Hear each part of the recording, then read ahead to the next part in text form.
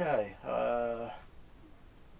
retuned the LCR, I think, yet again. I don't know how many times I must have done it.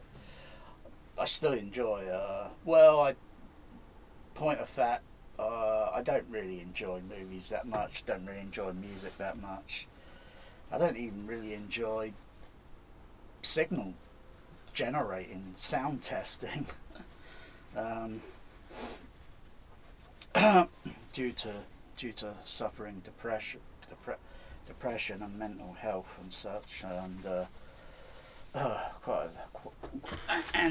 few other dozen health. Anyway,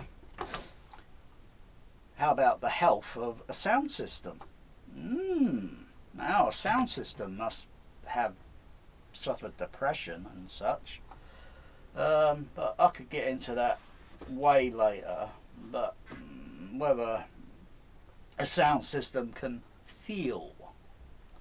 Anyway, here goes the pink noise. I repositioned the microphone last night.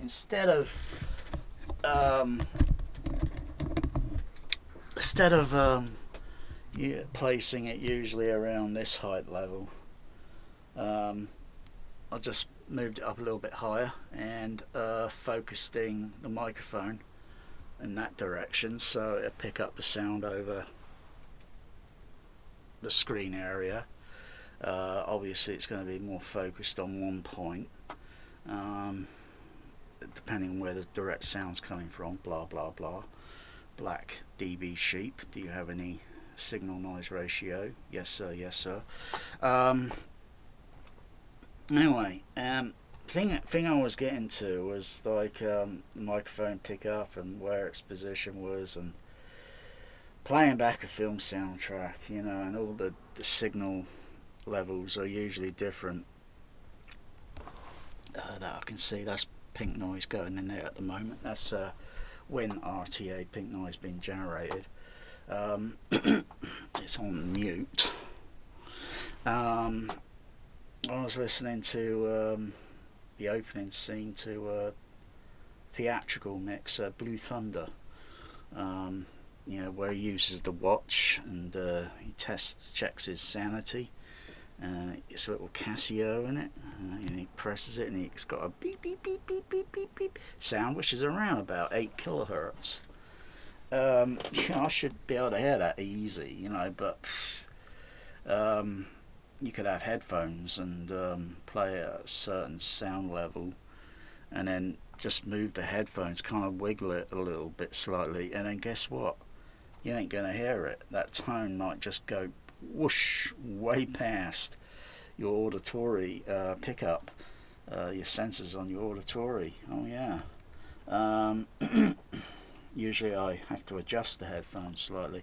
It's the same with loudspeakers, in the position, and they're on and off axis, horizontal axis, the vertical axis. The axis meaning the frequency is going to be more boosh direct here, and then it's going to go slightly, that frequency is still going to play, up to a certain point. I mean, I had the speaker the JBL up here on the bench the other day, testing, and I was playing the sine waves, and because the OLED's brought forward, and because I've got to bring the screen out and such just to get the horns down, the HF horn was aiming towards the OLED, and so therefore I could hear the high frequencies because they were reflecting. Not hearing them large, sort of, but I detected them.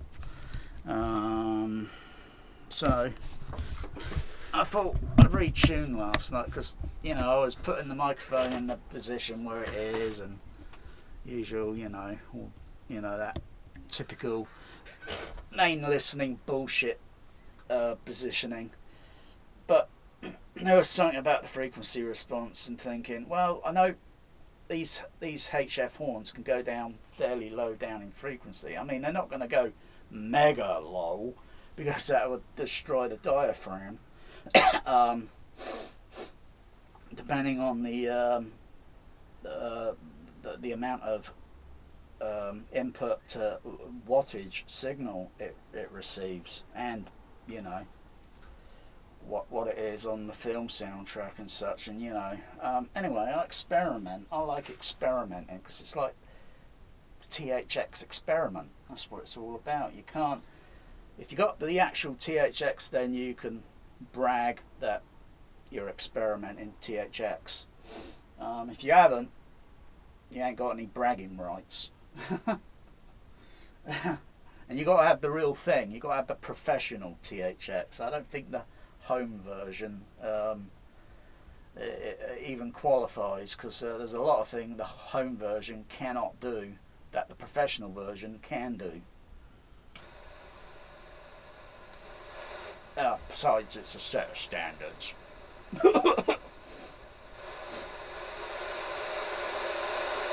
that's what the mic's picking up. I'm going to adjust the frequency down a little bit lower.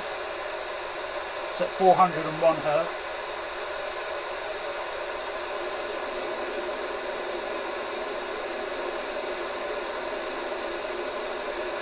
So that was down at 250. Not that, I can, really detect the tone well. But, that's its range. It could go a little bit, probably a little bit more. But I wouldn't even go that far, so I'll put the crossover up a little bit higher.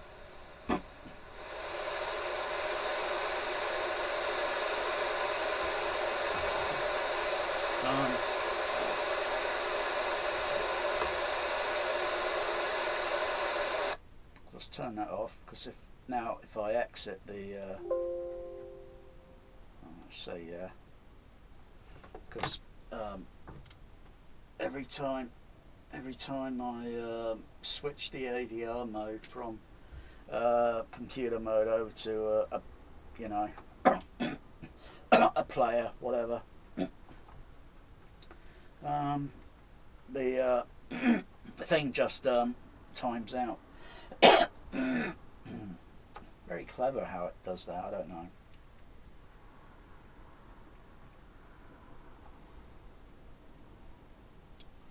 So I don't know if the microphone's going to pick up here on the Panasonic microphone on the camera.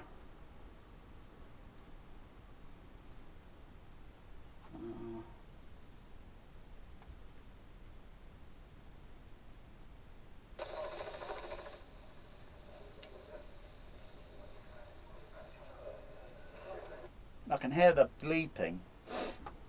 Now, as to how much, I how much of it I want, So if I were to go back, I mean, I don't know why I'm playing a scene. It's around about 8 kilohertz. At least it shows up on the Win RTA. If I use the FFT or such on the REM, it'll probably show me the frequency is around this range. It's within the 8. It could be below. Could be slightly below 8 kilohertz. It could be a little bit above, somewhere still in the 8 kilohertz range. I'm just going to turn the PEQ off.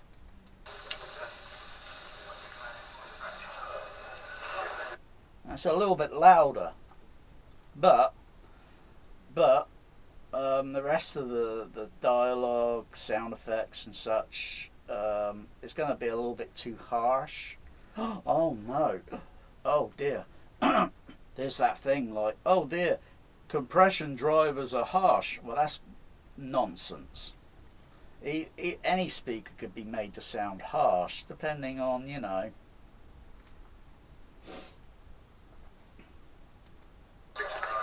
Sir, Lieutenant Press wants you on the pad. So that sounds a little bit too bloody exaggeratedly loud. Oh, it might be a theatrical mix. It might be a far field mix. It might not be near field. I don't know. If I had to do a comparison, with say the Dolby stereo playback. Dolby, this is the 6-track, and did the say the Dolby stereo 4 channel matrix, or compare it with say the Japanese Laserdisc, which is well before all that Sony Pictures Brian this year, before he made a mess of the whole bloody show. Yeah, made your home theatre sound rubbish with Nearfield.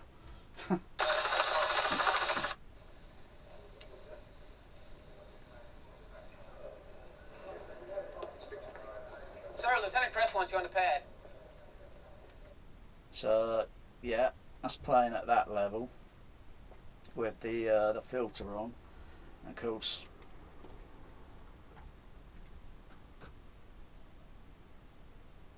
Back to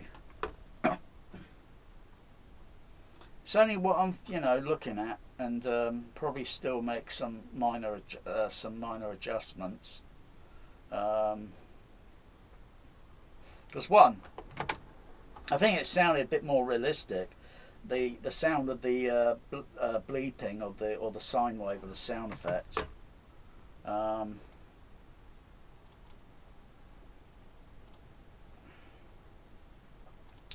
Because I think the way it sounded without the the EQ added, it sounded a bit exaggerated for that bleeping sound to come from a little Casio. I'm not even sure if it would have had a bleeping sound on it, on that particular watch. I've had a Casio, yeah. It was back in the late 70s and early 80s. Had a few Casio, but I don't know whether they, anyway, it's a little piezo in those things, and sometimes, depending on how a piezo's fitted, and you'd be pretty surprised how much sound you can get from it, or within its frequency range and such. And some of it you can feel if you're holding it. You can feel the resonant vibration of the frequency.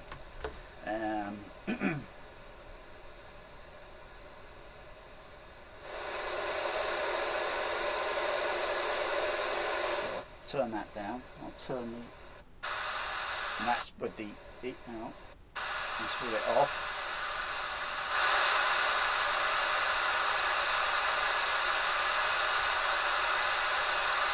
The 8 kilohertz is down here.